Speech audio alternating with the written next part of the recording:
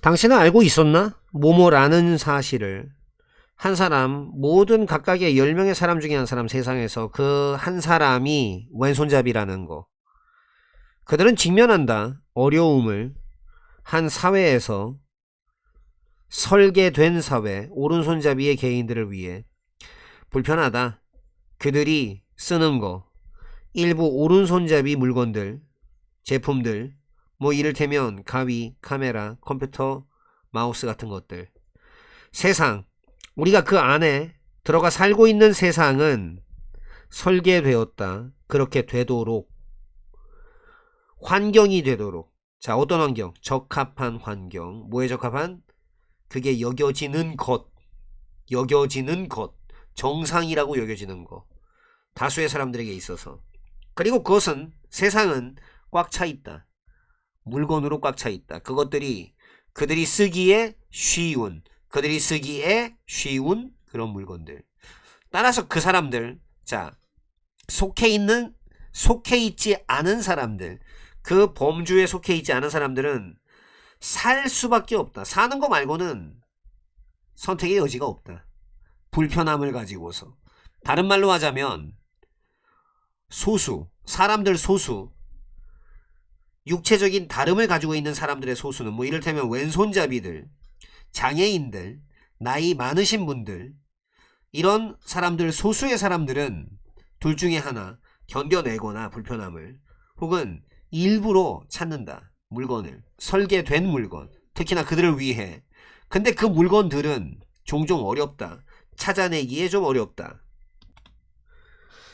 뭐뭐인가? 그건 불가능한가? 만드는 거, 환경 만드는 거, 그 환경에서 모든 사람이 쓸 수 있는 제품과 시설을 편리하게 쓸 수 있는, 그리고 아무런 제한이 없이 쓸 수 있는. 로널드 메이스라는 사람이야말로 추구했다. 찾아냈다. 답을. 이 질문에 대한. 그는 걸렸다. 소아마비에 걸렸다. 9살 나이에. 그리고 인생 나머지를 썼다. 휠체어에서. 연구를 할 때, 공부를 할 때, 건축학을 대학에서 그는 막 접근하려고 애썼다. 캠퍼스 편의시설에 좀 접근이 불가능한 건물 디자인, 그것 때문에. 이러한 경험은 나중에 영감을 불어넣었다. 그에게 발명하도록 영감을 불어넣었다. 그 용어, Universal Design이라는 용어를. 근데 이 말은 지칭한다. 디자인을. 모두를 위한 디자인. 건축가로서, 그리고 제품 디자이너로서 그는 세상을 추구했다. 그 세상 안에서 모든 제품과 환경이 설계가 되는, 예술적이 되도록, 그리고 사용이 가능하도록 가장 커다란 정도로다가, 가능한 정도로다가 모든 사람에 의해, 뭐뭐와는 아무런 상관이 없이, 나이, 체격, 장애, 국적, 언어와 아무런 상관이 없이, 뭐뭐에 따르면, 원리 원칙에 따르면 보편적 디자인은 반드시 가능해야 된다. 사용이 될 수 있어야만 한다. 평등하게, 유연하게, 단순하게, 직관적으로 아주 다양한 사람들에 의해. 게다가 그뿐만이 아니라 그거는 그래야만 한다. 인지적으로 접근 가능해야 되고 또 최소화시켜야 된다. 사용자들의 육체적인 노력을. 마지막으로 그것은 요구한다. 제공을 요구한다. 뭐의 제공? 충분한 공간을 제공하는 거. 모든 사용자들에게. 뭐 줄이면서 잠재적인 위험성을 줄이고 조금 이제 좋지 않은 역기능을 가지고 있는 불리한 그런 결과들. 뭐로부터의? 우연한 혹은 의도되지 않은 행동으로부터의. 핵심적인 특성, 보편적 디자인의 핵심적인 특성은 대절이다. 이것이 아니라는 거다. 그냥 특별한 요구 조건이 아니라는 거다. 오로지 그 이득을 위한, 소수의 인구의 이득을 위한. 만약에 환경이 접근 가능하고 사용 가능하고 편리하고 그리고 하나의 기쁨이라면, 사용할 수 있는 모든 사람, 모든 각각의 사람, 지역 공동체, 그 사람이 이득을 볼 것이다. 어떻게 그래왔을까? 어떻게 보편적 디자인이 통합이 되어져 왔을까? 접목되어 왔을까? 현대적인 건축학에. 그 중에 하나, 가장 대표적인 예들 중에 하나, 보편적 디자인의 예들 중에 하나, 보편적 디자인이 사용되어지는 것, 개선시키기 위해서 접근성을. 그것의 가장 대표적인 예들 중에 하나는 이다. 경사로다. 경사로. 설치되어 있는 건물 앞쪽에. 경사로는 계단이 아니라 경사로는 필요하다. 사람들을 위해서, 장애를 가진 사람들, 그 사람들이 휠체어를 쓰는. 그리고 그것들, 경사로들은 또한 굉장히 유익하다. 부모들, 유모차를 미는, 그리고 노인들에게. 또 다른 하나의 예는 자동문이다. 그것들, 자동문들은 아주 가치가 있다. 그 사람들한테, 그 사람들이 의존하는 사람들, 보조장치, 이를테면 휠체어라든가 목발, 그것들은 또한 제공한다. 편리함을 어른들에게 제공한다. 그 사람들이 손을 다 채워놓은 어른들, 그리고 아이들, 걔네가 안 큰 아이들, 충분히 크지 않은 아이들, 충분히 열 정도로 문을 자기가 직접. 추가적인 예는 이 만질 수 있는, 촉감이 있는 그런 포장, 즉 점자 블록이다. 이러한 질감을 갖추고 있는 표면들 종종 발견되는데, 뭐 보도에서 발견되고, 계단, 그리고 건널목, 횡단보도에서 발견되는데 도와준다. 시각적으로 손상을 입은 개인들을 도와준다. 안내해줌으로써, 그들을 도시의 공간을 뚫어내고서 안내해줌으로써. 보편적 디자인은 적용될 뿐만 아니라 현대 건축에서 그뿐만 아니라 어디까지 확장된다. 교통 시스템까지. 예를 들어서 버스가 쭉 설계가 되어 왔다. 이 바닥이 좀 더 가깝게 되도록 설계가 되어 왔다. 땅 쪽까지, 땅 수준까지, 땅 높이까지 좀 쉽게 하기 위해서, 용이하게 하기 위해서 접근을 모든 승객들에게. 이 손잡이들, 다양한 길이들의 손잡이들이 제공이 된다. 근데 이게 또 다른 방법인 거다. 그 방법에 의해서 보편적 디자인이 실행될 수 있는, 수용하기 위해서 승객들의 다양한 키를. 지하철 지도들이 쭉 그렇게 설계가 되어져 왔다. 생명인 개인들 위에 설계가 되어져 왔다. 그 생명인 개인들이 아주 깔끔하고 명확하게 분간할 수 있도록 지하철 선들을 조절함으로써, 색깔을, 밝기를, 그리고 또 다양하게 함으로써 그 두께를, 선들의 두께, 그 선들이 좀 비슷한 색깔인 선들. 게다가 추가적으로 그 사용, 픽토그램들의 사용이 또 보아질 수 있다. 목격될 수 있다. 자주 신호들 나타내는 신호, 뭐 지역들, 장소, 지하철이나 아니면 기차역들, 이런 거에 장소를 나타내는 신호, 이게 도와준다.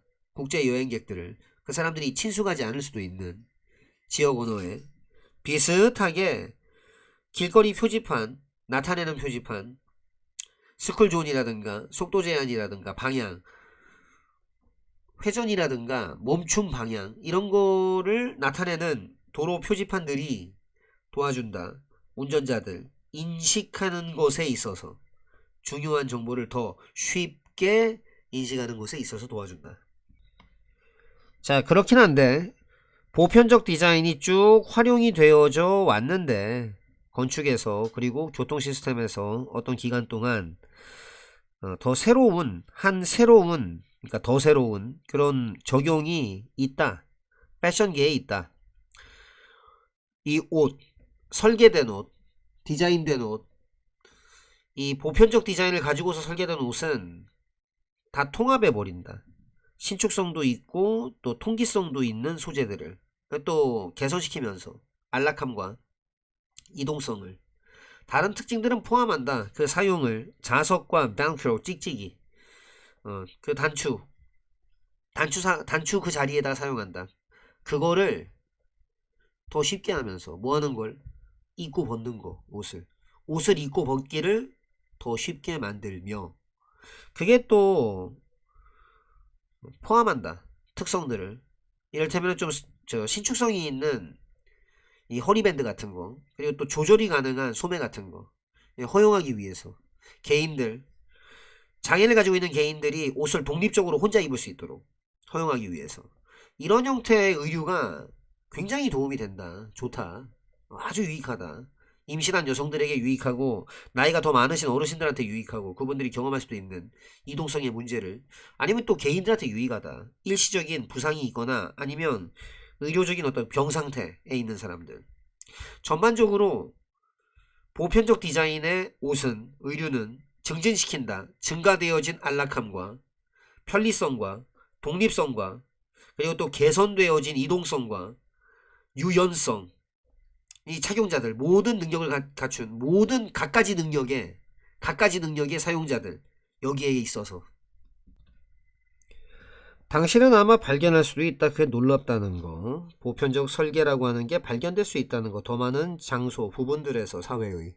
자, 뭐보다? 당신이 생각했던 것보다. 근데 충분한 게 아직까지 이루어지지는 않았다. 아직까지는. 자, 뭐 하기 위해서? 다 수용하기 위해서. 모든 사람을. 아직까지는 그렇게 안 됐다. 보편적 설계라고 하는 것은 실행되어져야만 한다. 좀 더 광범위하게 증진시키기 위해서 완전한 참가, 지역으로의 참가를 더 훨씬 더 넓은 범주의 사람들, 더 이제 시간이 됐다. 만들어낼 시간이 됐다. 좀 더 평등한 환경을, 그게 접근 가능한 환경, 모든 사람에게. 그래서 당신은 동참하겠는가? 만들기 위해서 보편적으로 설계된 세상, 모두를 위한 추가 읽기, 포용적 언어, 평등과 다양성을 위한. 당신은 들어본 적 있나? 안녕하세요 여러분. 시작합시다. 이거를 그 회의의 시작점에서 그거는 만들 수도 있다. 일부가 느끼게끔 덜 포용되었다, 덜 포함되었다라고 그게 만들 수가 있을까? 포용적 언어라는 거는 존중하는 방식이다. 의사소통에 존중하는 방식이다. 선택함으로써 단어들을, 그게 피하는 편향성이라든가 미리 판단해버리는 또 편견이라든가 선입견이라든가, 뭐 그리고 또 구별, 차별을 뭐 말하는 거, 안녕하세요 여러분이라고 말하는 거 대신에 안녕 여러분이라고 말하는 대신에 guys 라고 말하는 대신에 그렇게 말하는 것은, 그렇게 말하는 건 보여준다, 입증한다.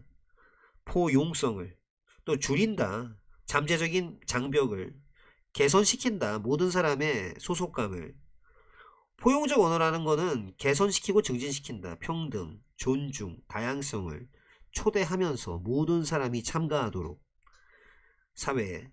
예를 들어서 교체하는 거, 전통적 용어, 인종적인 함축 의미를 가진 거, 예를 들면 블랙리스트라든가 화이트리스트 같은 그런 단어를 뭘로 대체하는 거? 중립적인 대안으로 대체하는 거. 이를테면 뭐 거부 목록이라든가 허용 목록 같은 거, 이렇게 대체하는 것은 개선시킨다. 포용성을 비슷하게 쓰는 거, 성중립적 용어들을 쓰는 거, 이를테면 부모, 보호자, 뭐 대신에 엄마 아빠 대신에, 그건 도와준다. 깨는 거 도와준다.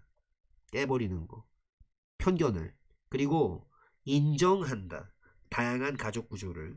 게다가 아주 결정적으로 중요하다. 알게 되는 거, 일상의 억구들을. 그게 여겨질 수도 있는, 좀 무감각하네, 무심하네, 개인들한테. 의학적인 병적 상태를 가지고 있는 개인들에게. 예를 들면 쓰는 거, 놓쳐진 기회를 쓰는 거, 뭐 대신에 맹점이라기보단, 혹은 아유 터무니없는 이란 말을 미친 이란 단어 대신에 쓰는 거, 그건 보여준다. 더 생각이 있는, 사려심이 있는 그런 의사소통을. 사회가 더 포용적이 됨에 따라 반드시 또 그래야 된다. 우리의 언어가 필수적이다. 업데이트 된 상태를 유지하는 거, 그리고 또 쓰는 거. 적절한 언어를, 우리 시대의 적절한 언어를 신경을 쓰는 것에 의해, 단어들, 우리가 쓰는 단어들에 신경을 쓰는 것에 의해 우리는 만들어낼 수 있다. 더욱더 환영하는 우호적인 환경을 만들어낼 수 있다. 모든 사람에 대해. 환영합니다. 10분짜리 경제 101 팟캐스트에 오신 거 환영합니다. 10대들을 위한 전 당신의 사회자 닐입니다. 감사합니다. 채널 고정해 주신 거. 우리는 특별한 손님이 있습니다. 저명한 경제학자 벤 브레이드먼, 그녀에게 따뜻한 환영을 해 주시길 바랍니다. 안녕하세요 여러분들, 저는 정말로 영광입니다. 그거 정말로 영감입니다. 여기에 함께하는 거 당신 모두와. 우리는 쭉 그렇게 탐구해 왔죠. 경제의 기초를. 이번 35번째 에피소드에서는 우리가 얘기를 할 겁니다. 주식의 세계에 대해. 자, 시작합시다. 우선 시작하기에 앞서서 닐, 전 질문이 하나 있어요. 당신한테 궁금해한 적 있어요? 뭔 짓거리 할지? 여분의 돈으로. 물론이죠. 베스. 저는 장담합니다. 모두 우리의 청취자가 다 스스로에게 물어봤을 겁니다. 똑같은 질문을요. 실로 참으로 그것은 질문입니다. 그게 종종 발생하는, 특히나 젊은이들 사이에서 그 사람들이 탐색하려고 하는 그 세상, 금융의 세상을 당신이 딱 시작하려고 할 적에, 매일매일의 삶을 또는 매일매일의 삶을 하려고 할 적에 당신은 스스로를 발견하게 됩니다. 어디에 관여되어져 있다는 거, 참여한다는 거, 재정적인 활동, 뭐 이를테면은 상품 구매, 아니면 버스비 같은 거 지불하기. 그 이후에 당신은 아마도 가지겠죠. 여분의 돈을. 맞아요. 어떤 사람들은 아마도 그걸 저축하겠죠, 은행에. 그리고 다른 어떤 사람들은 아마도 선호하겠죠. 그거를 보관하는 거, 그들의 지갑에 즉각적으로 쓰려고 있어요. 몇몇 사람들. 그 사람들이 이미 뛰어들어 버린 주식 거래에. 오늘날 우리는 당신에게 제공을 할 겁니다. 그 개요를 제공할 겁니다. 주식과 주식 시장에 대한, 당신에게 가능하게 해주면서 얻는 거, 통찰을, 경제에 대한 통찰을. 자, 이제 한번 시작해 봅시다. 개념, 주식의 개념. 주식이라고 하는 것은 부분적인 지분입니다. 소유권의 지분, 한 회사 안에서. 당신이 주식을 하나 살 적에 당신은 한 부분을 얻죠. 그 회사의 소유권의 부분을. 뭐 간단하게 말씀드리자면, 소유하는 것, 하나의 주식을 소유하는 것은 마치 가지는 것 같아요. 회사 파이에 한 조각을 가지는 것 같아요. 그게 의미하는 건가요? 이 주주들, 그들 자체가 적극적으로 참여할 수 있다는 건가요? 경영에, 회사 경영에. 정확하게는 아니고요. 이 관리라고 하는 것은 일반적으로 실행됩니다. 전문 경영자들에 의해서. 근데 회사들이 이 주주총회를 가지거든요. 개최하거든요. 구하려고 의견을. 주요 대주주들의 의견을. 그들이 중요한 결정을 내릴 적이에요. 주식시장 그리고 회사들. 알겠습니다. 그러면 어떻게 회사가 쓸 수 있을까요? 주식시장을. 주식시장은 굉장히 중요합니다. 회사들한테. 왜냐하면 그게 제공할 수 있거든요. 걔네들한테 돈을, 그들이 필요로 하는 돈, 성장하기 위해, 확장하기 위해. 그럼 그게 어떻게 작용하죠? 우리 한번 상상해 봅시다. 작은 사람들의 집단이 신발 회사를 만들어낸다, 시작한다 라고. 뭐 하는 신발 회사? 생산하는 혁신적인 운동화를. 그 설립자들은 자신 있어요. 그들의 제품이 인기 있을 것이다 라고, 소비자한테. 근데 그들은 충분한 돈을, 자금을 안 가지고 있습니다. 회사를 성장시킬 수 있는. 그래서 결정을 내려요. 두기로 새롭게 형성된 회사를 주식시장에. 무슨 일이 일어나죠 그러면? 회사가 등재될 적에 주식시장에 개인들이나 단체들, 믿는 사람들, 그러니까 단체들, 회사의 밝은 미래 삽니다. 주식을. 그리고 부분적인 소유자가 돼요. 회사에. 이 과정은 만듭니다. 그걸 쉽게. 신발 회사가 끌어모으는 거, 자금을, 그게 필요로 하는 자금, 사업체를 성장시키기 위해. 사업이 점점 성장함에 따라 주식의 가치가 오르고, 그리고 주주의 수익은 증가합니다. 그렇다면 무슨 요소들이 영향을 미칩니까? 가격, 주가에 영향을 미칩니까? 딱 그것처럼, 다른 거래처럼 가격, 주식 가격은 결정됩니다. 법칙에 의해 공급과 수요의 법칙에 의해. 다른 말로 하자면 더 성공적일수록 한 업체가 더 많은 사람들이 보게 될 것입니다. 더 많은 사람들이 보게 될 것입니다.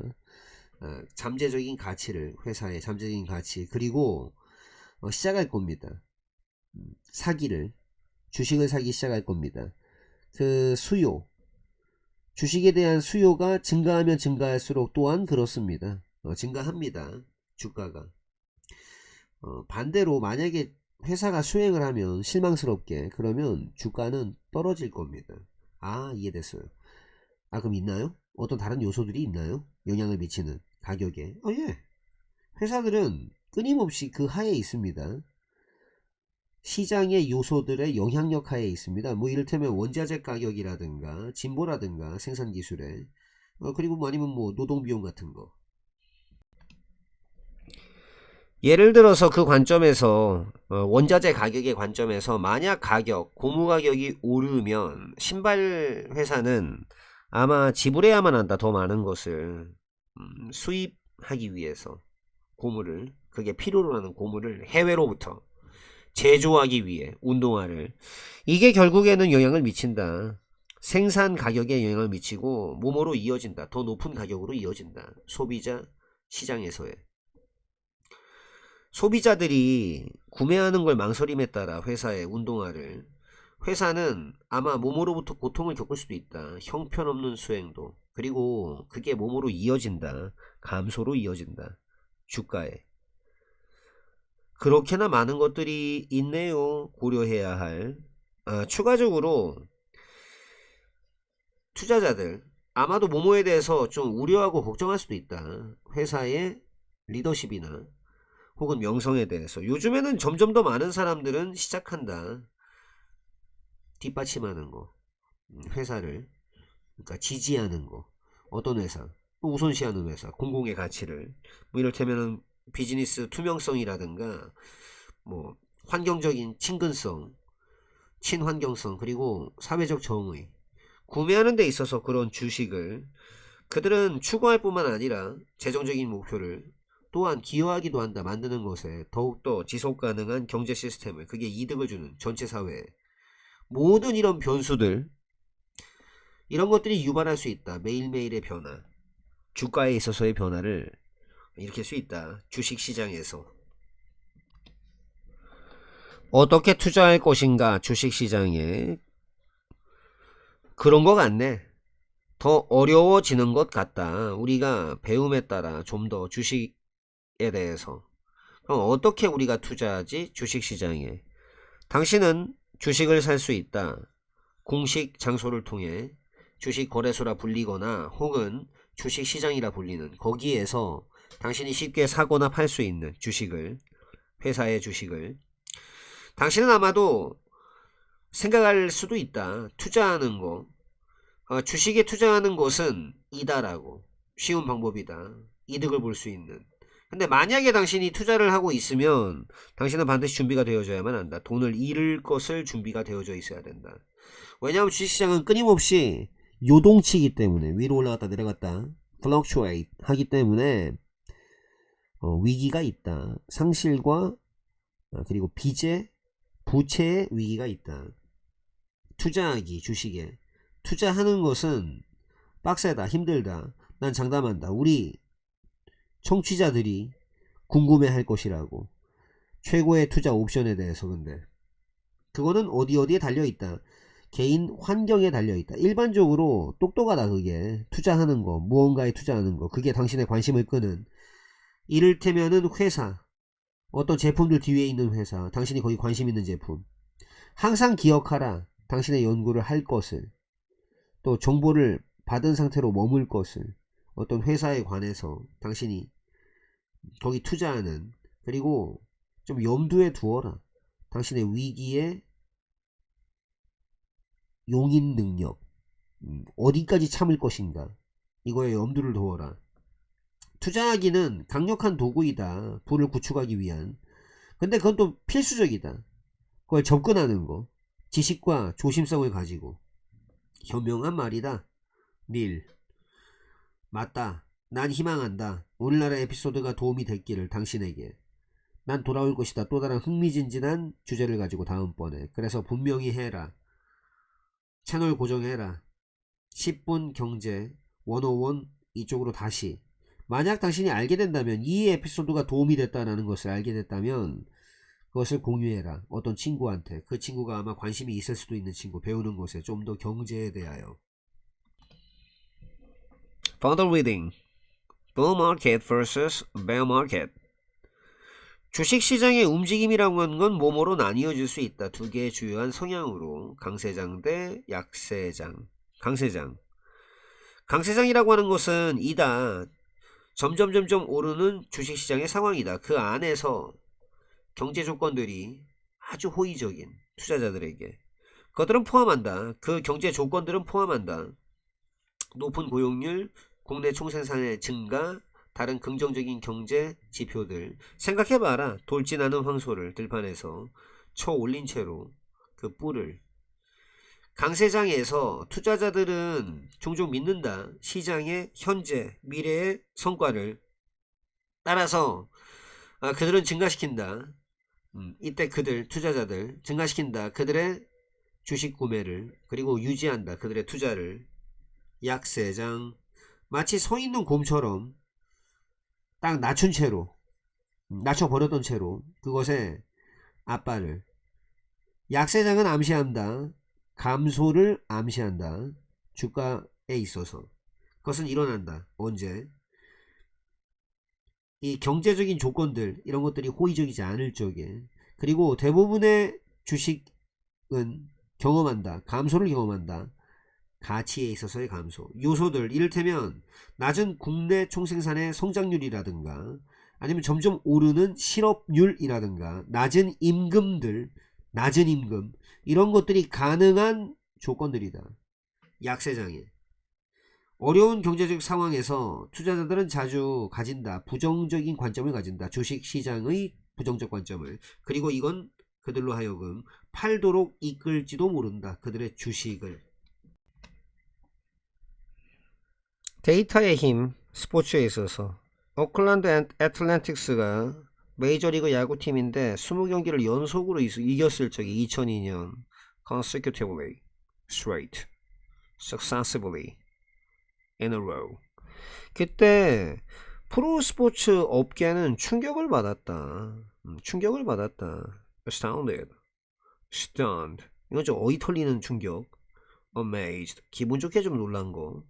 surprised, 그냥 놀란 거. 오클랜드 애틀랜틱스는 작은 팀이었다. 제한된 자본을 가지고 있었던. restricted, modest하면 좀 조촐한. small scale, scarce, 규모가 작거나 좀 거의 없는. 근데 이게 그걸 어렵게 만들었다. 그들이 끌어당기는 거. 엘리트 선수를. 어떻게 그들이 그렇게 할 수 있었지? 핵심은, 그들의 성공에 대한 핵심은 채택하는 것이었다. embrace, 수용하는 거. implement, 시행하는 거. apply, 적용해보는 거. utilize, 활용해보는 거. 세이버 매트릭스를, 뭐 통계적인 모형, 사용되는, 야구에서 의사결정을 하기 위해. 세이버 매트릭스는 만들어졌다. 1970년대 후반에. 그것은 쓰려고 애쓴다. 엄청난 양의 정보를 발견해내기 위해서. discover, identify, 확인하다. 찾아내거나 reveal, 발견하다. 노출시키거나 드러내다. 패턴, 추세, 그리고 통찰을, 그게 찾기 어려운 전통적인 방식으로. conventional, customary, 연구하는 방식. 통계학을 보통은 감독들 그리고 관리자들 더 좋아한다. prioritize, 우선시한다. out for, 그걸 선택한다. 선수들을. 그 사람들이 공을 더 세게 그리고 멀리 치는. 왜냐하면 그런 선수들이 더 많은 홈런을 치고 더 많은 장타를 치기 때문이다. 세이버 매트릭스는 제시한다. 선수들의 공격 스킬이 더 잘 측정되어질 수 있다라고. 그 빈도를 가지고서. 어떤 빈도? 그 빈도를 가지고 그들이 안전하게 베이스까지 도달하는 그 빈도. 중요하지 않다인지 아닌지는, 이것이 안타를 통해 성취되는지, 볼넷을 통해 성취되는지, 데드볼로 성취되는지는 세이버매트릭스라고 하는 것은 널리 사용되지 않았다. 애틀레틱스 그 팀이 채택할 때까지 2002년도에 세이버매트릭스와 함께 애틀레틱스 팀은 가능했다.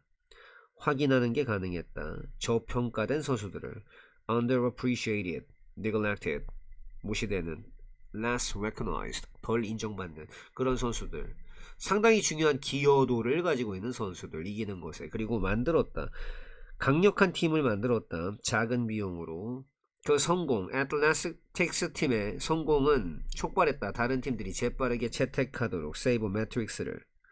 이게 촉발시키면서 triggering, initiating, 시작하면서 촉발시키면서 움직임을 활용하라는 것. 데이터, 야구에서뿐만 아니라 또한 다른 스포츠에서도 따라서 스포츠 자료 분석이라고 하는 건 등장하게 된 것이다.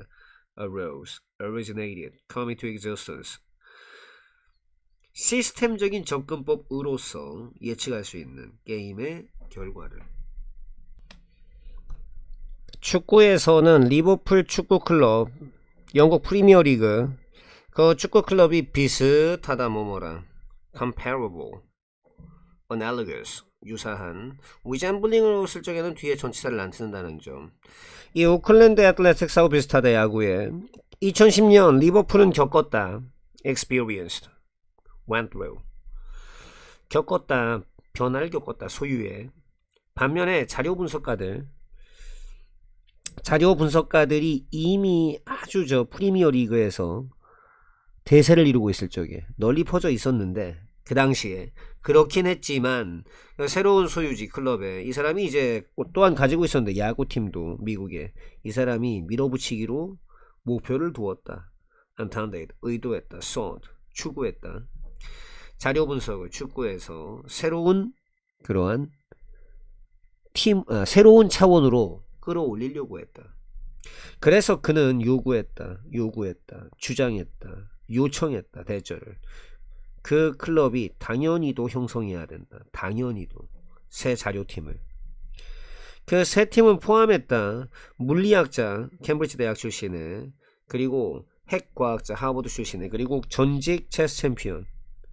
그들이 공통적으로 가지고 있었던 것은 중요한 전문적 지식이었다. 자료에 대한. 그 팀은 시작했다.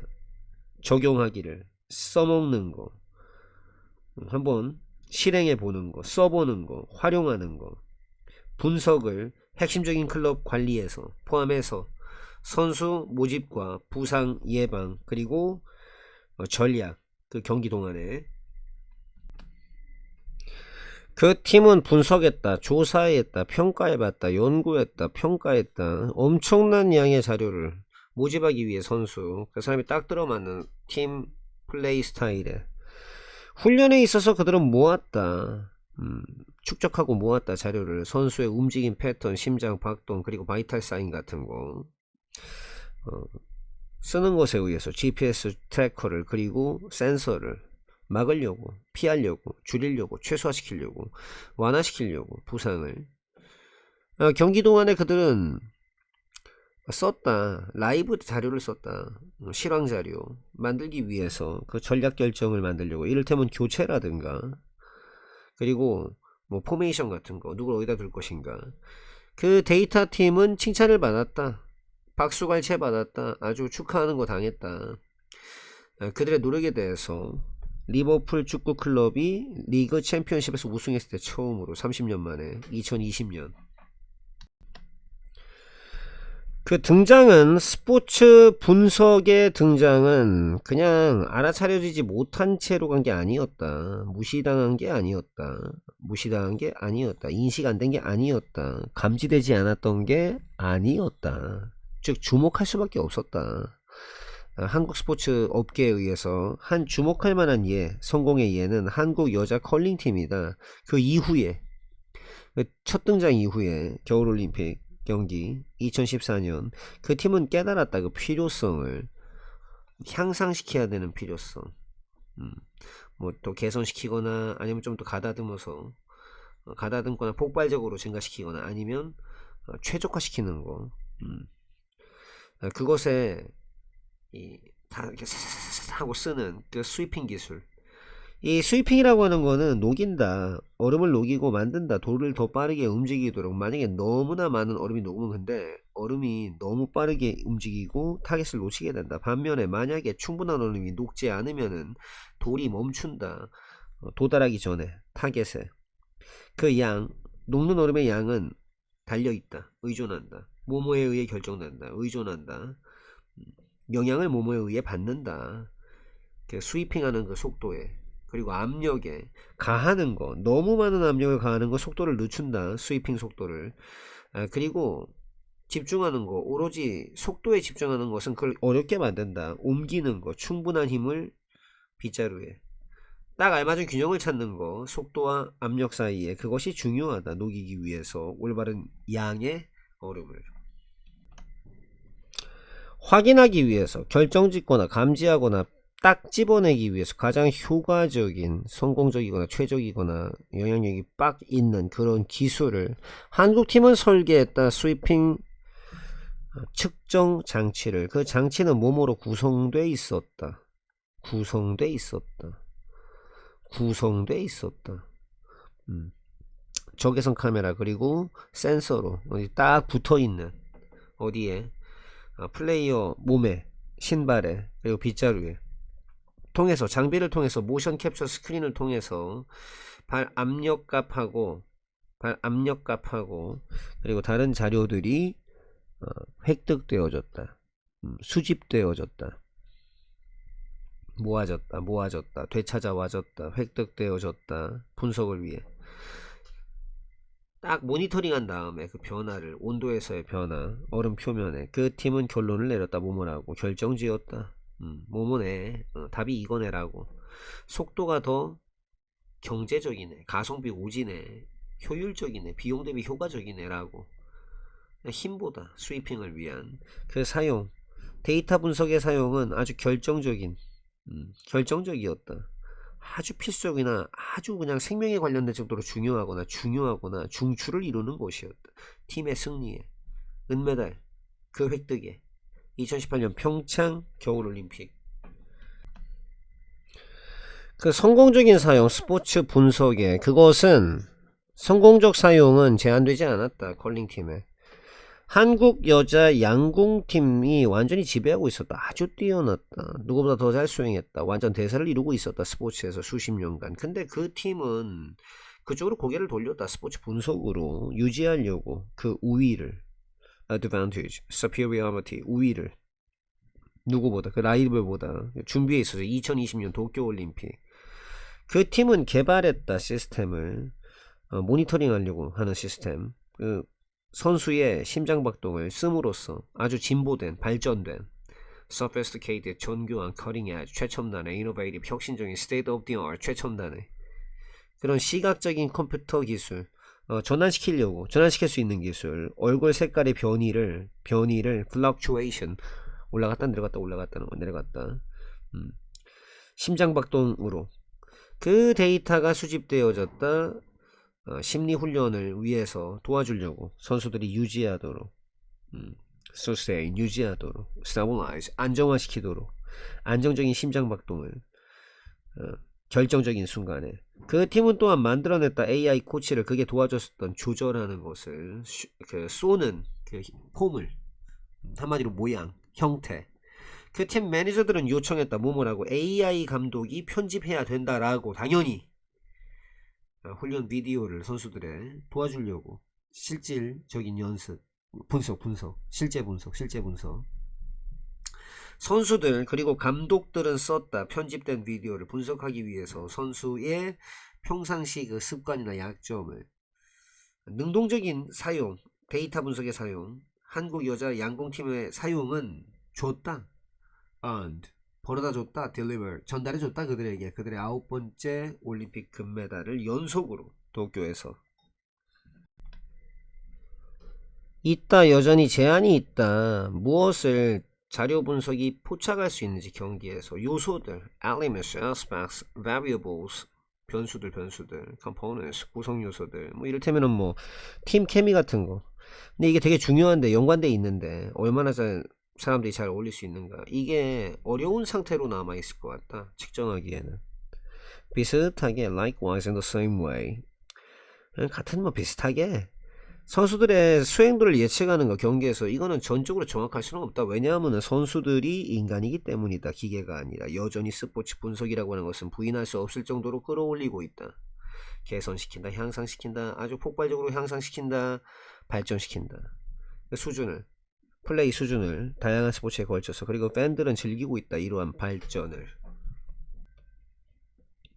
첫 단계, 확립하고 설립하는 것을 향한 첫 단계, 존중감이 있는 교실 학습, 지역 공동체. 그 첫 단계는 수용이다. 모든 생각과 정답에 대한 수용이다.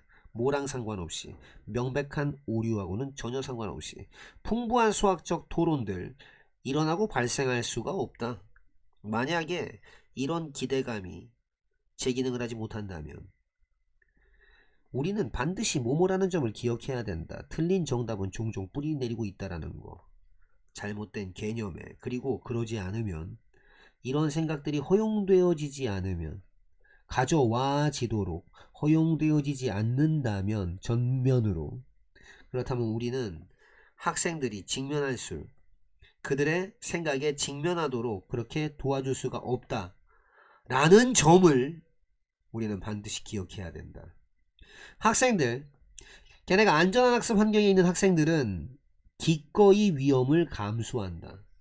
공유하는 거, 틀린 정답을 그들의 또래 동료들과 성장하기 위해서 수학적으로 중요하다. 모델로 삼는 거, 기대하는 거, 그 수용을, 모든 생각, 비하적인 언급, 그런 거 없이 교육자로서 우리는 모델로 삼을 수 있다. 이런 것을 기록함으로써 모든 정답이 고려되어지도록 그렇게 기록함으로써 뭐 주는 거 없이, 언어적, 신체적 표현을 주는 거 없이 그에게 나타내는 동의라든가 부동의를, 어떤 정답에 대해서 선생님은 아마 연습할 필요가 있다. 가지는 거, 무표정한 얼굴.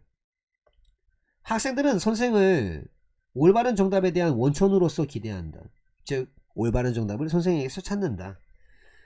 만드는 거, 안전한 학습 공동체를 만드는 것에 한 부분은 옮기는 것이다. 이러한 지식의 원천을 학생들로 옮기는 것이다.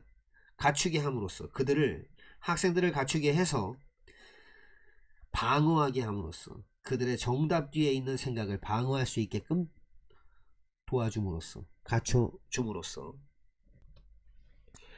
보통의 도시와 도시 간 여행자, 이동한다. 천천히 지역을 통과하며. 승객, 아마 친숙하지 않을 수가 있다. 그 절차, 요거 다음에 요거 하는 그 루틴에 익숙하지 않을 수가 있고, 짐을 좀 가지고 있을 수도 있다.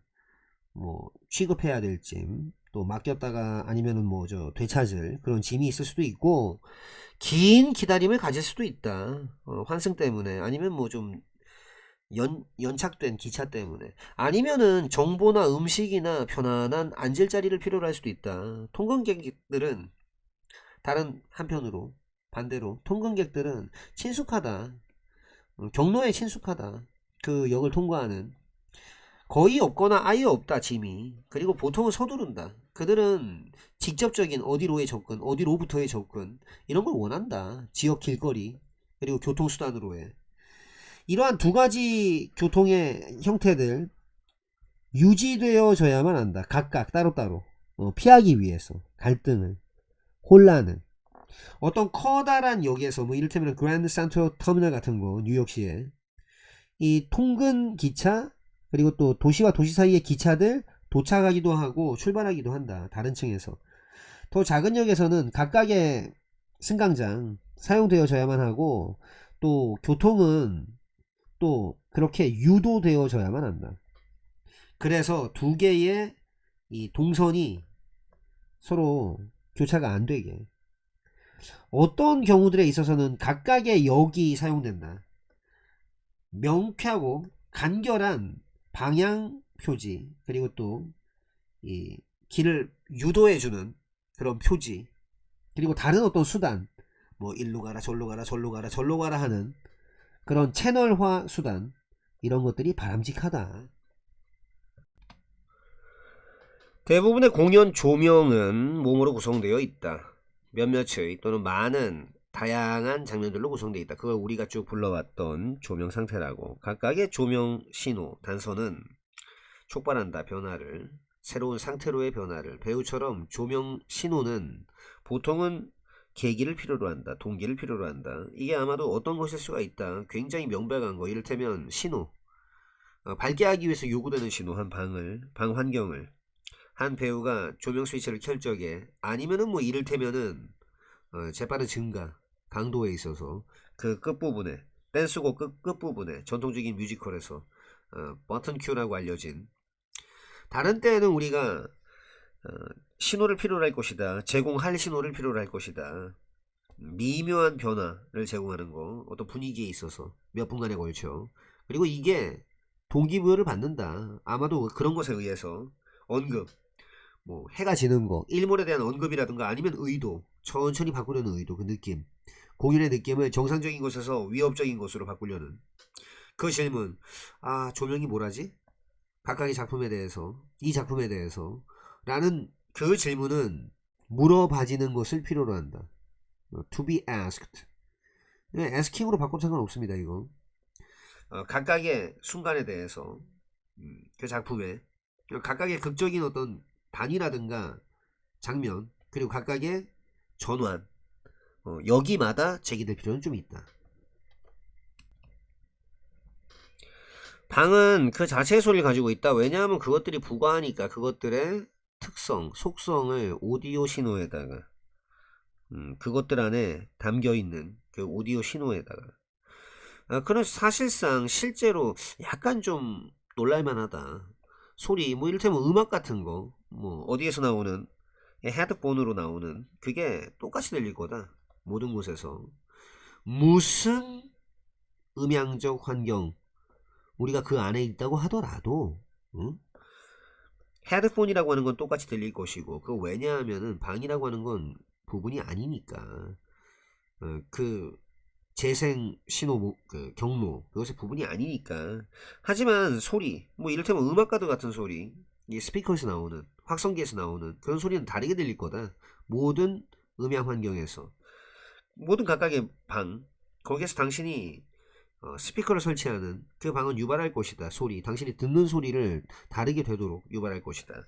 어떤 것인데 극적인 거다. 극적으로 다른 거다. 그거 왜냐하면은 방은 이제 부분이니까, 신호 경로에 공간이 들어와 버렸으니까, 소리의 경로로 귀로 가는. 또한 같은 방에서 확성기 또는 이제 스피커, 이게 다르게 소리가 날 것이다. 그거에 두어졌을 적에, 다른 장소에, 방 안에. 그리고 그거는 다르게 소리가 날 것이다. 당신이 방 여기저기 왔다 갔다 할 때 비슷하게 당신이 녹음하고 있을 적에 악기를, 그 소리, 당신이 마이크에서 받는 그 소리는 다를 거다. 모든 각각의 방에서. 그리고 녹음된 소리는 다르게 들릴 거다. 악기 혹은 마이크가 옮겨질 때. 산업혁명이라고 하는 거, 그 이상의 것을 했다. 그냥 발명해내는 거, 그 이상의 것을 했다. 새로운 재료, 뭐 새로운 뭐 물건 혹은 기계. 그것은, 산업혁명은 발명했다. 새로운 과정을, 제조의 과정을. 아무래도 현대 공장을 발명했다. 뭐 대략적으로 1850년 그 이전에 대부분의 피아노 가게들은 썼다. 도제공, 견습생 시스템을 썼다. 그 안에서 이 마스터 빌더가, 한마디로 이제 대빵 만드는 사람, 그 사람이, 숭념공, 이 사람이 가르쳤다. 젊은 노동자들에게 기술을, 그 업계 기술을. 보통은 많은 세월 그 과정에 걸쳐서 가르쳤다. 더 커다란 피아노 가게들은 진짜로 가지고 있었다. 전문가들을. 뭐 예를 들면 한 사람, 그 사람이 전공으로 했던 소리판을, 뭐 또 다른 한 사람, 그 사람이 해머를 만들었던, 그리고 또 기타 등등의 사람들. 근데 심지어 가장 커다란 피아노 제조 업체들도 그 당시에 만들었는데, 5대에서 10대의 피아노를 노동자당 1년마다 5대에서 10대의 피아노 그 이상 못 만들었다. 왜냐하면 피아노는 여전히 만들어졌으니까, 기본적으로 한 번에 한 대가 만들어졌으니까. 그 발달, 진정한 피아노 공장의 발달은 일어나고 발생했던 것이다.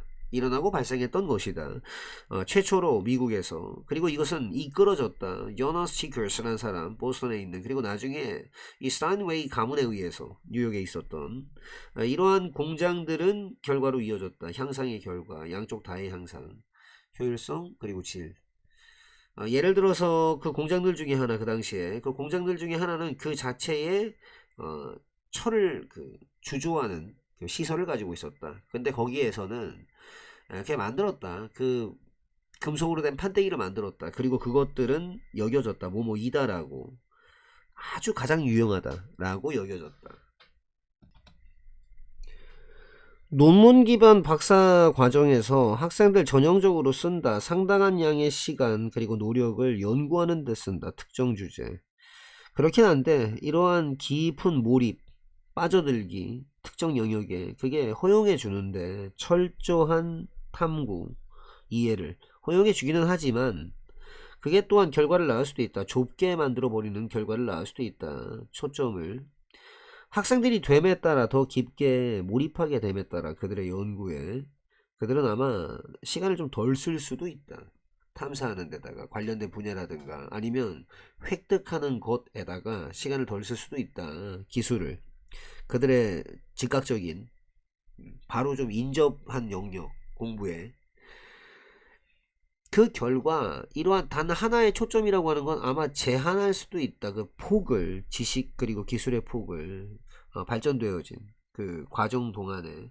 그리고 아마도 잠재적으로는 방해하거나 저해시킬 수도 있다. 학생의 능력을, 적응할 수 있는 능력, 다양한 직업 경로, 아니면 처리하거나 취급할 수 있는 능력, 학제 간에, 학문과 학문 사이에 걸쳐 있는 그 난제 같은 것들. 일부 대학들 유럽에서의 쭉 인식을 해왔다. 한계를, 전통적인 요 논문 기반의 박사 과정에. 그리고 또 쭉 시작을 해왔다. 시행하는 거, 더 구조화된 접근법들을.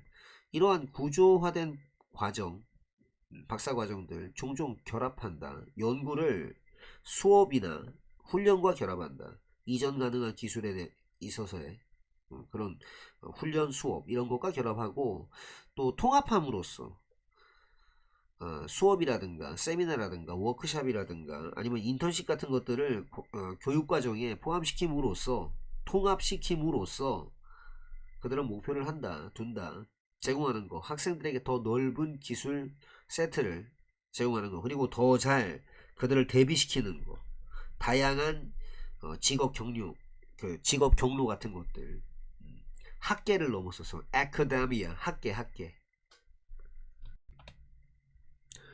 연구는 뭐뭐라는 점을 보여준다. 3살 무렵이면 아이들이 뭐뭐라는 점을 이해한다는 거. 가상의 물체가 살아서 움직이지 않는다라는 거. 이거는 특히나 명백하다. 뭐뭐에 관해서는, 매일매일 일상의 물건에 대해서는 아이들은 뭐뭐라는 점을 안다. 비록 그들이 상상하더라도, 연필을, 텅 빈 상자 안에 있는 연필, 그 상자가 텅 빈 채로 있다라는 거. 그러나 감정이 이따금씩 방해할 수 있다. 이러한 이해를, 아니면 적어도 최소한 그것의 표현을 방해할 수 있다.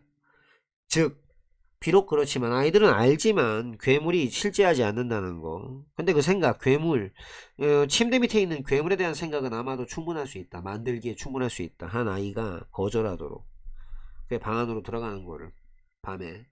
실로 참으로 연구는 뭐뭐라는 점을 보여준다. 아이들이 더 어려운 시기를 겪는다는 거 보여주는 곳에 그들의 이해, 인과관계에 대한 이해, 상상과 현실의, 그들이 그런 걸 가정해 보라고 요청받거나 상상해 보라고 요청을 받았을 때, 뭐 무시무시한 것들을, 뭐 이를테면 괴물 같은 것들. 한 연구에서 미취학 아동들, 즉 유치원 아이들은 봤다. 텅 빈 상자를 봤다. 그리고 상상하라고 요청받았다. 괴물을, 안에 있는 괴물. 모든 아이들이 동의했다. 상자가 텅 비었다는 거. 그러나 그들이 홀로 남겨졌을 때 상자랑 그들은 보여줬다. 두려움과 그것에 대한 회피를 보여줬다. 아마도 가장 잘 알려진 발전, 등장하는 발전, 해방으로부터 그리고 확장으로부터 미적 경험의 그런 발전은 미학이다. 매일매일의 일상생활에서의 미학이다. 뭐 비록 있는데 현재 좀 만발한 거, 개화하는 거 또는 뭐 활발한 그런 연구가 있기는 한데 일상생활의 미학에 대해서. 근데 그 가능성, 미적 만족감의 가능성, 평범한 물체와 사건들에 대한 그 가능성은 오랫동안 인식되어져 왔다.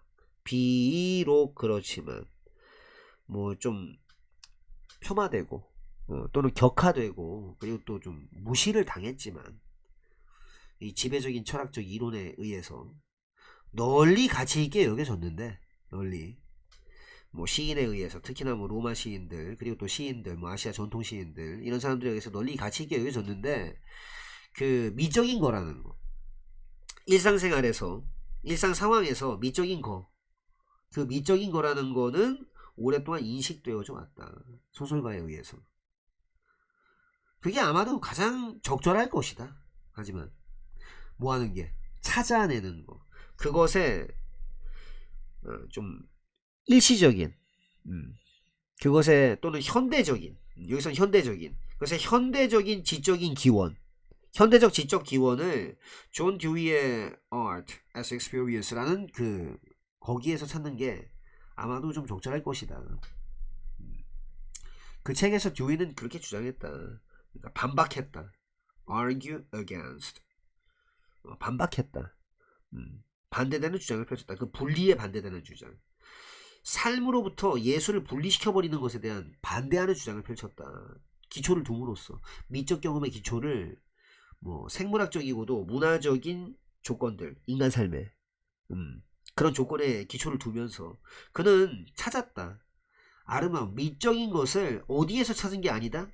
내면화된 인식, 감각의 인식, 느낌의 인식, 거기에서 찾은 게 아니라, 그게 아니라 완전한 상호 침투, 완전한 상호 침투에서 찾았다. 자아와 그리고 물건이나 사건들이 그 세상, 이것에 서로 간의 침투에서 찾았다. 더 나아가서 조이는 그렇게 주장했다. 미적인 거라고 하는 거, 이거는 분류되어진 그리고 강화되어진 발전이다라고. 특성들에, 그게 속하는 특성, 매일매일의 보통의 정상적인 완전한 경험, 그것들에. 한 사람은 유효하게 타당하게 주장할 수는 없다 뭐뭐라고. 인간이 도덕적으로 더 우월한 존재다라고. 그걸 근간으로 해서, 그걸 기초로 해서 그들이 가지고 있다라고 하는 거. 뭐 비록 다른 것들은 좀 부족하거나 없는데 능력을 가지고 있다 라는 걸 근간으로 해서 도덕적 행위자로서의 능력.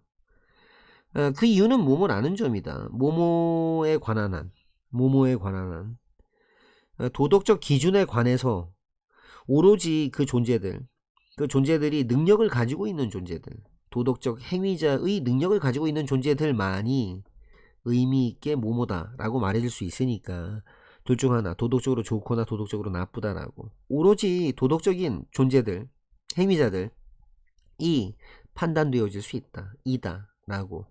도덕적으로 낫다 혹은 나쁘다 라고, 다른 것들보다. 그리고 그 대상이 되는, 지금 문제가 되고 있는 그 다른 것들은 반드시 도덕적인 존재여야 된다. 그들 자체가. 판단들, 도덕적 우월성에 대한 판단들은 어디에 기초를 두고 있다. 비교적인 장점이라든가 아니면 결점에 우위를 두고 있다. 기초를 두고 있다. 그 존재의, 지금 판단되어지고 있는 그런 존재의. 그리고 이러한 장점이라든가 결점이라고 하는 것들은 전부 다 도덕적인 것들이다. 그 말인즉슨 그러한 것들이다. 결정되어지는 것들이다. 도덕적 기준에 의해서. 한 존재는 올바르게 판단되어질 수 있다. 도덕적으로 우월하다라고, 다른 존재보다. 만약에 그게 맞다면, 그런 경우. 자, 어떤 경우냐면, 그럴 적에 이 좀 유효한 도덕적 기준들이 적용될 적에, 양쪽 존재에, 그럴 적에 첫 번째가 그것들 기준들을 충족을 시키는 엄청난 정도로다가 누구보다, 둘째보다. 그러니까 양쪽 존재들은 따라서 반드시 그 범주에 속해 있어야 된다. 거기 속해야 된다. 그 범주에, 적용 범주에 속해야 된다. 떨어져야만 한다. 도덕적 기준의 적용 범주에. 이것은 좀 맞지가 않다. 근데 만약에 인간이 판단되고 있다면 더 우월한데? 동물이나 식물보다 라고 판단되고 있다면 맞지 않다. 왜냐하면 후자가 동물이나 식물들이 도덕적 존재, 도덕적인 행위자는 아니기 때문이다.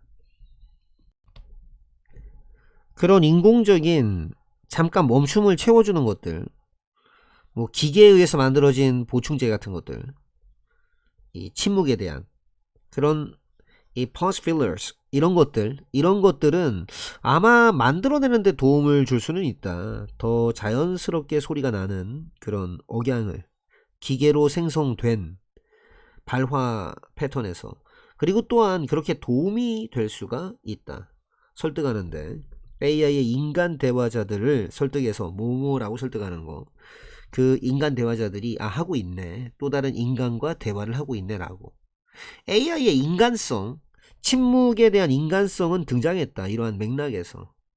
특히나 왜냐하면은 짧은 기간의 침묵, 이게 해석되어질 것 같기 때문이다. 뭐뭐라고. 멈춤, 생각을 위한 멈춤이라고. 그렇기 때문이다. 따라서 이게 또 강화한다. 이게 강화한다. 그러한 착각, 환상을 강화한다. 어떤 착각이나 환상이냐면 기계가 생각을 하고 있네, 대답하기 전에. 딱 인간이 아마도 그러는 것처럼. 그러나 그 기술적인 문제들, 도드라진 문제, AI의 형편없이 다루는 거, 더 오랜 지속기간이나 아니면 좀 더 자주 있는 거, 빈번함의 그러한 침묵, 이런 것들을 AI가 잘 못 다루는 거, 이것으로 도드라진 기술적인 문제, 뭐 못지않게 또 그 기계의 추론 못지않게, 둘 다. 그러니까 둘 다. 자, 어떤 추론? 침묵이라고 하는 것이 좀 의미 있는 소리로 채워진다. 어떤 대화적인 상황에서 라고 하는 그러한 문제와, 그리고 또 추론, 이런 것들이 그 못지않게 또 이런 것들이 다 둘 다 중요하다. 이런 맥락에서 적어도 AI는 아마도 인식하는 것을 시작할 수도 있다. 침묵을 뭐가 아니라, 부재가 아니라, 그게 아니라 의미 있는 자료로.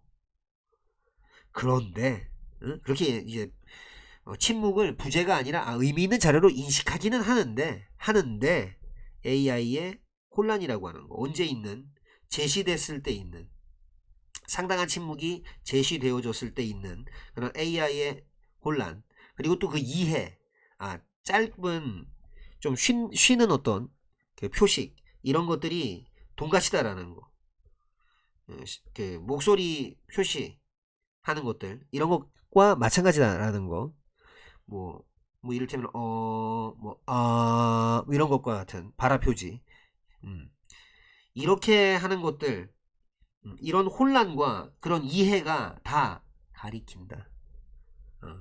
나타낸다, 보여준다.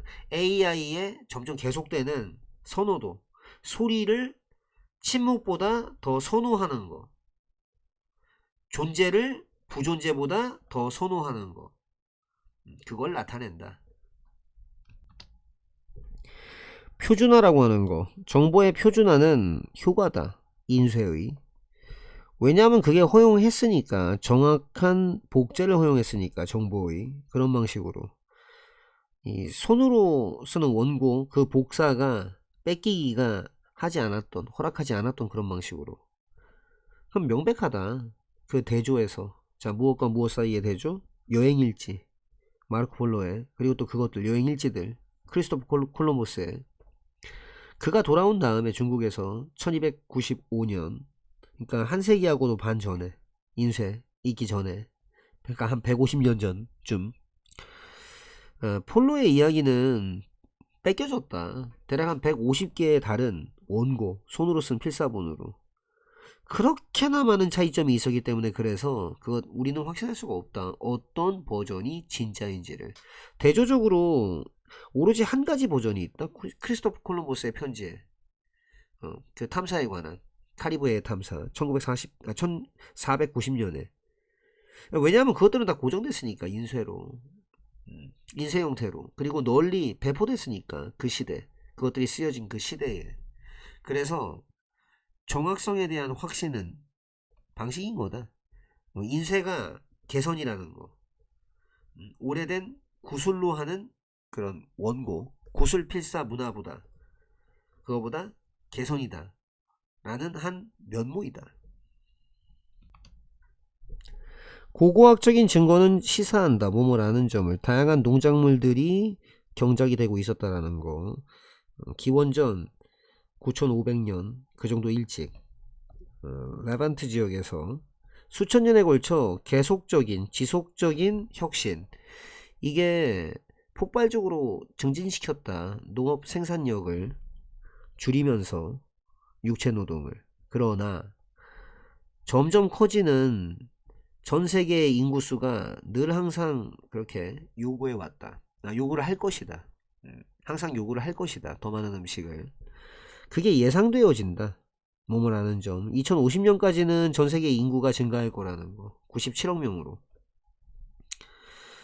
근데 이게 요구할 것이다. 전 세계 음식 생산이 좀 오르기를. 적어도 70% 정도. 그 수요를 맞추기 위해서. 이러한 요구에도 불구하고 오로지 작은 부분, 지구 표면의 작은 부분만이 적합하다. 농업에. 왜냐하면 그 제한 때문에, 이를테면 기후라든가 지형이라든가 흙의 질이라든가 기술 때문에, 정치적 경제적 요인들, 땅 소유권의 패턴도 포함하고, 또 환경법도 포함하고, 인구밀도 포함하고, 이런 요소들이 또한 영향을 미친다. 농업적인 땅 사용에. 사실 그 땅의 양, 사용되는 이 농업을 위해서 사용되어지는 땅의 양은 쭉 감소를 해왔다. 2013년에는 대략 1860만 평방마일이 사용이 됐다. 음식 생산을 위해서. 그거랑 비교됐을 때 1950만 평방마일과 비교됐을 때 1991년의. 만약에 당신이 비교하려고 하면, 언어를 비교할 것이라면 그게 도움된다. 시작하는 거. 무언가를 가지고 시작하는 게 도움된다. 그게 당신이 자신이 있는데, 당신이 찾아낼 게 자신 있는 모든 언어에서 그걸로 시작하는 게 도움이 된다. 예를 들어 보자. 신호라든지 말, 엄마 아빠에 해당하는.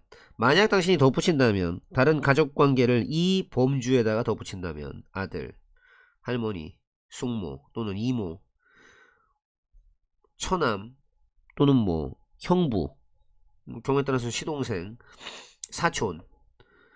우리는 정의하고 있다. 범주, 친족의 범주 용어 체계를 정의하고 있는 것이다. 비교 유형학적 연구, 친족 용어에 대한 연구. 그 연구들은 쭉 발견해 왔다. 뭐뭐라는 점을. 언어가 꼬리표를 가지고 있다는 거. 어떤 것에 대해서. 하지만 모든 가족 멤버들에 대해서 가지고 있지는 않다는 거. 그리고 그 가능성, 나절이라는 가능성, 구체적인 친족 관계가 어떤 라벨을 가지고 있다, 꼬리표를 가지고 있다 라고 하는 건 예측 가능하다. 뭐뭐를 기반으로 해서 다른 친족 용어들, 그 언어의 그거를 기반으로 해서. 예를 들면 모든 언어들은 핵심적인 모둠을 가진다. 친족 용어에. 이를테면 엄마 그리고 아빠. 대조적으로 용어들, 덜 중앙적인 이 목록, 범주, 그 범주의 그 멤버들, 거기에 대한 용어들은 종종 구축되어진다. 핵심적인 용어들을 근간으로 해서, 그것으로부터. 이를테면 장모님이라든가 아니면 시어머니, 그리고 의붓아버지 같이. 만약에 우리가 언어들을 비교하면 전세계적으로 우리는 물어볼 수 있다. 무슨 친족 관계들이 전형적으로 표현되는가, 핵심적인 용어를 가지고서. 그리고 무슨 관계들이 표현되는가, 수정함으로써 핵심적인 용어를.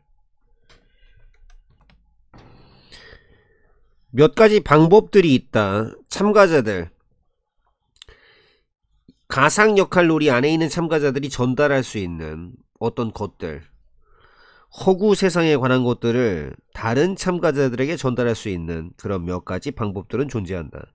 이따금씩 이런 메시지들은 발산되어진다. 자연스럽게 그 결과로서 완전한 참여의 결과, 가상세계, 허구의 세계, 즉 어떤 것, 말해지거나 행해지는 것, 참가자에 의해 역할에 충실한 동안에 그것이 그 어떤 것이 전달한다. 어떤 것들을. 그게 허구인, 그 세상의 허구인. 예를 들어서 한 아이, 모모인 척을 하고 있는 아이, 피터팬인 척을 하고 있는 아이는 아마 숨을 헐떡이면서 플라스틱 칼을 뽑아댈 수 있다. 이건 아마 충분할 수도 있다. 전달하기에 충분할 수 있다. 모모라는 거. 가상적으로다가 허구적으로다가 피터팬의 적들 중 하나, 이를테면 캡틴 후크 같은 사람이 접근하고 있다 라는 걸 전달하기에 충분할 수도 있다. 이러한 역할에 충실한 행동들은 불충분할 수 있다 하지만 유지하기에는 불충분할 수 있다. 필요한 양의 공통의 근거, 무엇이 허구인가 라는 거, 그 세상, 가상역할 놀이의 세상 안에서 이러한 시기에는 참가자들은 종종 적어도 최소한 부분적으로는 캐릭터 밖으로 나올 수 있다. 한마디로 벗어날 수 있다. 주기 위해서 다른 참가자들에게 정보를 그들이 필요로 하는. 예를 들어서 그 중요하다. 그 중요할 것이다. 피하는 거, 혼란을. 누가 어떤 역할을 수행하고 있는가. 아니 너는 캡틴 후크야. 그리고 나는 피터팬이야. 우리의 직관, 물질 상태에 대한 직관은 어디에서 비롯된다? 우리 경험에서, 지구 표면에 대한 경험. 근데 그 지구 표면에서는 압력은 균일하게 낮다. 그리고 변화, 온도에서의 변화가 변화를 유발한다. 물질 상태에서의 변화, 고체에서 액체에서 기체로. 따라서 그럴 적에 우리가 녹이는 거, 아니면 끓이는 거, 아니면 플라즈마의 창조에 대해서 생각할 적에 우리는 직관적으로 그렇게 생각한다. 아, 그게 반영하는구나. 증가를 반영하는구나. 온도에서의 증가를 반영하는구나. 라고. 이러한 편향성은 잘못 삐뚤어지게 보는 것은 그 사실에서 기인한다. 어떤 사실? 우리가 굉장히 항상 똑같은 일정한 압력 환경에서 살고 있다는 사실. 심지어 작은 변화들, 압력에서의. 뭐 이를테면 그런 거. 우리가 경험한다라는 거. 뭐 물 아래쪽에 있거나 아니면 높은 산 위쪽에 있을 적에 우리가 경험하는 뭐 그런 거. 그런 작은 변화들은 굉장히 큰 효과를 가질 수가 있다. 우리의 신진대사에. 하지만 그 압력 변화, 우리가 경험하는 그것들은 미미하다. 얼마 안 된다. 시시하다. 비교됐을 때. 그 압력 범주랑 비교됐을 때. 전반적인 행성 환경의.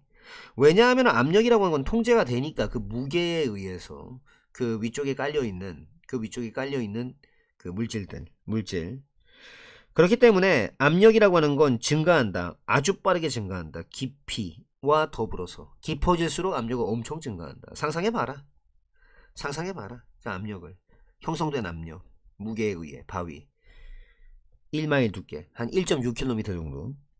바로 이런 이유 때문에 한 행성의 압력은, 그 범주는 엄청나게 크다.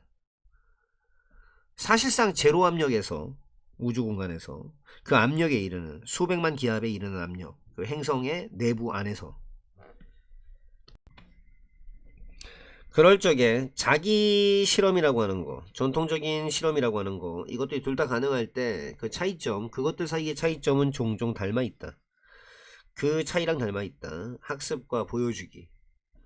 자가 실험들이라고 하는 것들, 이런 것들은 더 낫다, 발견하는 것에. 하지만 더 안 좋다, 납득시키는 것에는. 타인에게 몸을 아는 점을 납득시키는 거, 해결책이 도움이 되거나 아니면 정답이 올바르다라는 거. 물론 대부분의 과학자들은 둘 다 하고 싶어 한다. 그러니까 한마디로 발견하는 거, 무언가를 발견하고 또 그들에게 그들의 발견을, 그러니까 다른 사람들에게 과학자들의 이 사람들의 발견을 납득시키는 거, 이거를 뭐 원한다. 따라서 심리학자들은 당연히 또 하는 거를 고려해야 된다. 양쪽 다. 그러니까 자가실험과 전통적인 것들을. 최고의 사용, 자원들을 최고로 잘 사용하는 것은 아마도 종종 자가실험일 것이다. 뒤따르는 걸 당하는 전통적인 것들, 전통적인 실험에 의해서. 연구자는 시작한다. 자가 실험을 가지고서 실험한다. 그 자가 실험이라는 게 어떤 거냐면, 만약에 모든 게 다 잘 진행된다면 커다란 효과를 찾아내거나, 그리고 또 아니면 또는 생성하는, 아니면 그리고 없애버리는 많은 가설들을, 이러한 탐구적이고도 이론을 세우는 국면이 지속된다. 바로 편리한 해결책이나 아니면 큰 효과가 발견될 때까지는. 그러고 나서 연구자는 쓴다. 자가 실험을 찾아내기 위해서 절차적인 이 매개 변수 같은 것들, 뭐 예를 들어서 뭐 지속 시간이라든가 아니면 날의 시간대라든가 강도 얼마나 센가 뭐 이런 것들, 그게 이제 최적화시키는 해결책을, 아니면 효과를 최대화시키는, 오로지 그러고 나서야 그럴걸, 오로지 그러고 나서야 연구자가 시작을 할 것이다. 이 전통적인 실험을 쓰면서 최적화된 매개 변수를. 왜냐하면 자가 실험이라고 하는 것들이 딱 들어맞으니까, 적합하니까 탐구에. 반면에 전통적인 실험들은 제공하니까 타당성을. 가장 효율적인 전략이라고 하는 것은 전자가 후자를 선행하는 것이다. 더 먼저 오는 것이다.